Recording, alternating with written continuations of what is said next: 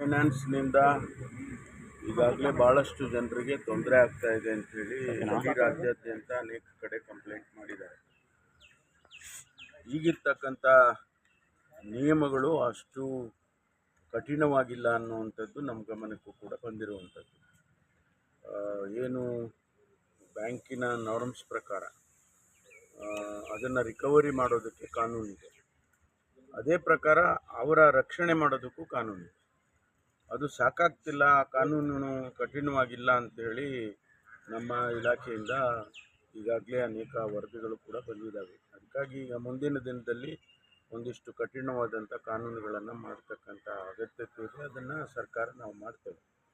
ಆದರೆ ಈ ಮಧ್ಯೆ ಏನು ಅವರಿಗೆ ಹೆರಾಸ್ಮೆಂಟ್ ಇದೆ ಅದನ್ನು ನಿಲ್ಲಿಸೋದಕ್ಕೂ ಕೂಡ ನಾವು ಅವರಿಗೆ ತಿಳಿಸಿದ್ದೇವೆ. ಮನೆಗಳಿಗೆ ಹೋಗೋದು, ರಿಕವರಿಗೆ ಏನಾಗಿದೆ ಅಂದರೆ, ಈಗ ಸಾಲ ತೊಗೊಂಡಿರ್ತಾರೆ, ಸಾಲ ವಾಪಸ್ ಕಟ್ತಾ ಇದ್ದರೆ ಅವರು ಅಂಡರ್ಟೇಕಿಂಗ್ ತೊಗೊಂಡಿರ್ತಾರೆ. ಈಗ ತಮಗೆಲ್ಲ ಗೊತ್ತಿದೆ, ಬ್ಯಾಂಕ್ನಲ್ಲಿ ಸಾಲ ತೊಗೋಬೇಕಂದ್ರೆ 16 ಕಡೆ ಸಿಗ್ನೇಚರ್ ಮಾಡಿಸ್ಕೊಳ್ತಾರೆ. ಆ ಸಿಗ್ನೇಚರ್ ಯಾತಕ್ಕೆ ಮಾಡ್ತಿದ್ದೀವಿ ಅಂತಲೂ ಕೂಡ ಗ್ರಾಹಕರಿಗೆ ಗೊತ್ತಿರೋದಿಲ್ಲ. ಅದು ಕಮಿಟ್ಮೆಂಟ್ ಆಗಿರುತ್ತೆ. ಆ ಆಧಾರದ ಮೇಲೆ ಅವರು ಹೋಗಿ ಮನೆ ರೈಡ್ ಮಾಡೋದು, ಮನೆ ಸೀಸ್ ಮಾಡೋದು, ಈ ರೀತಿ ಎಲ್ಲ ಮಾಡ್ತಿದ್ದಾರೆ. ಅದನ್ನು ನಾವು ಕಾನೂನಿನಲ್ಲೇ ನಾವು ಅದಕ್ಕೆ ಸೊಲ್ಯೂಷನ್ ಕಂಡುಹಿಡಿಬೇಕು. ಈಗಾಗಲೇ ಕಾನೂನು ಸಚಿವರು ಕೂಡ ಅದರ ಬಗ್ಗೆ ಗಮನ ಹರಿಸಿದ್ದಾರೆ. ಮುಖ್ಯಮಂತ್ರಿಗಳು ಕೂಡ ಹೇಳಿಕೆ ಕೊಟ್ಟಿದ್ದಾರೆ. ಕಾನೂನನ್ನು ನಾವು ಇನ್ನೂ ಈ ಬರುವಂಥ ದಿವಸದಲ್ಲಿ ಅಮೆಂಡ್ಮೆಂಟ್ ಮಾಡಿ ಕಠಿಣವಾಗಿ ಮಾಡ್ತೀವಿ. ಸಭೆ ಇದೆ ಅಂತ ನೆಕ್ಸ್ಟ್ ವೀಕ್ ಸಭೆ ಹೌದು, ಚೀಫ್ ಮಿನಿಸ್ಟರ್ ಒಂದು ಸಭೆ ಕರೆದಿದ್ದಾರೆ. ಅದರಲ್ಲಿ ಚರ್ಚೆ ಮಾಡ್ತೀವಿ ಏನೆಲ್ಲ ಕೇಸ್ಗಳಾಗಿದ್ದಾವೆ ಮತ್ತು ಎಲ್ಲಿ ಕಾನೂನು ಅಷ್ಟೊಂದು ಕಠಿಣವಾಗಿಲ್ಲ ಅನ್ನೋದನ್ನು ಕೂಡ ಎಕ್ಸಾಮಿನ್ ಮಾಡ್ತೀವಿ. ಈ ಕೇಸಸ್ಗಳ ಬಗ್ಗೆ ಕೂಡ ಚರ್ಚೆ ಮಾಡ್ತೀವಿ. ಸರ್, ಪೊಲೀಸರು ಮೇಲ್ಮನವಿ ಸಲ್ಲಿಸಿದ್ರು ಸುಪ್ರೀಂ ಕೋರ್ಟ್ಗೆ ದರ್ಶನ್ ವಿಚಾರವಾಗಿ. ಇವತ್ತು ವಿಚಾರಣೆ ಬರ್ತಾ ಇದೆ.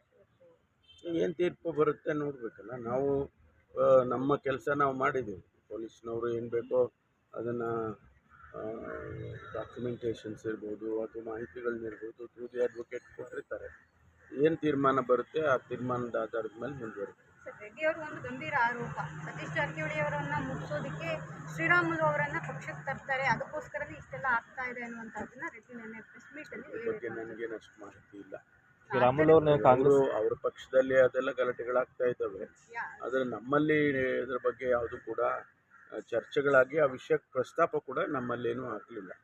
ಮಧ್ಯೆ ಸತೀಶ್ ಜಾರಕಿಹೊಳಿ ಹೆಸರು ಬಂದಿರೋದು ಗೊತ್ತಿಲ್ಲ. ಅದ್ರ ಬಗ್ಗೆ ನನಗೆ ಯಾವುದೇ ಮಾಹಿತಿ. ಚರ್ಚೆ ಏನಾದರೂ ಆಗಿತ್ತು ಸರ್? ರಾಮುಲು ಲೋಕಸಭೆ ಚುನಾವಣೆ ವೇಳೆ ಏನಾಗಿತ್ತು ಅನ್ನೋದು ನನಗೆ ಗೊತ್ತಿಲ್ಲ. ಅಧ್ಯಕ್ಷರು ಉತ್ತರ ಕೊಡ್ತಾರೆ. Yes, thank you sir.